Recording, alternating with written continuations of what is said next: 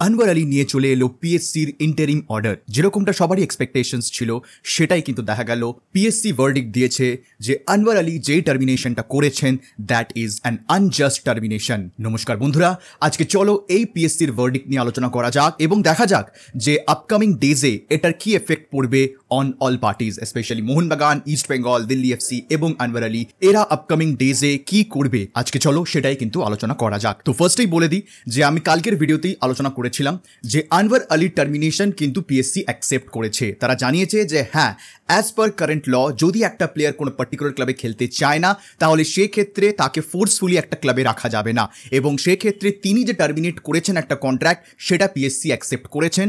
Ultimately এই টার্মিনেশনটা just নাকি unjust একমাত্র সেই ভার্ডিক্টটাই পিএসসির দেওয়ার কথা এবং সেই ভার্ডিক্টটাই তারা দিয়ে দিয়েছে। আমি কালকের ভিডিওতেই আলোচনা করেছিলাম যে মোহনবাগান বারবার বলেছে যে আমি এনওসি দিয়ে দেবো, আমার কোনো অসুবিধা নেই, কিন্তু যেই মুহূর্তে আমি এনওসি দেবো এই টার্মিনেশনটাকে একটা আনজাস্ট টার্মিনেশন বলা হবে এবং সেই কারণেই পিএসসির কাছে তাদের আপিল যে যদি আমি এনওসি দিই এবং যদি এটাকে আনজাস্ট টার্মিনেশন প্রুভ হয় তাহলে সেক্ষেত্রে কিন্তু they have appealed for a very big sanction on Anwar Ali and East Bengal এবং দিল্লি এফসি। এখন অলরেডি আমি ইস্ট বেঙ্গলের নাম নিতে পারবো বিকজ অফিসিয়াল যে অর্ডার এসছে সেখানে পরিষ্কারভাবে ইস্ট বেঙ্গলের নাম উল্লেখ রয়েছে।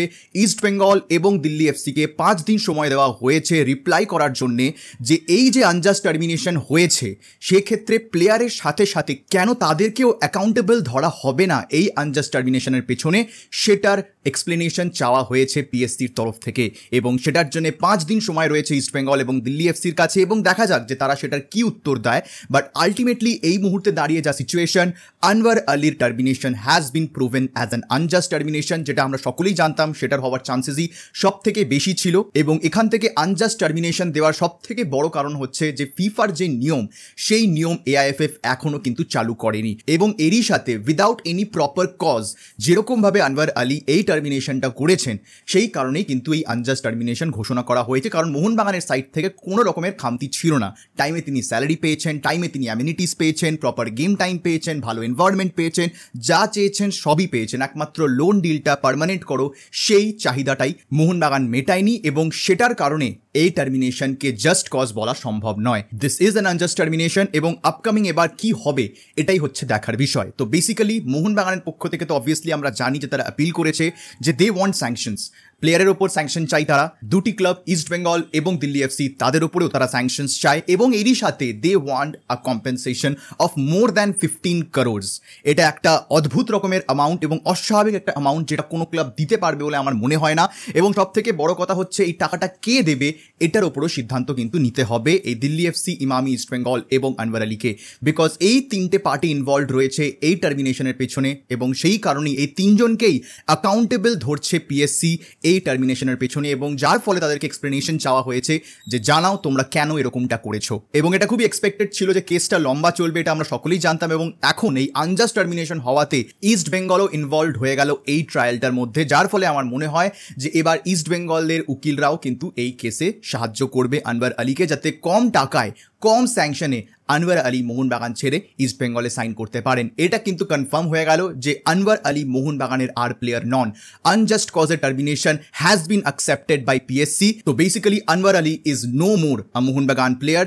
এর পরের পদক্ষেপ হচ্ছে যে কত টাকা কম্পেনসেশন মোহনবাগান পাবে, কত দিনের ব্যান আনওয়ার আলী পাবেন এবং কত দিনের ব্যান এই ক্লাবস দুটি পাবে, তার ওপরেই কিন্তু সিদ্ধান্ত আসবে যে আনওয়ার আলী কত দিনে ইস্ট বেঙ্গলে ফাইনালি সাইন করতে পারবেন।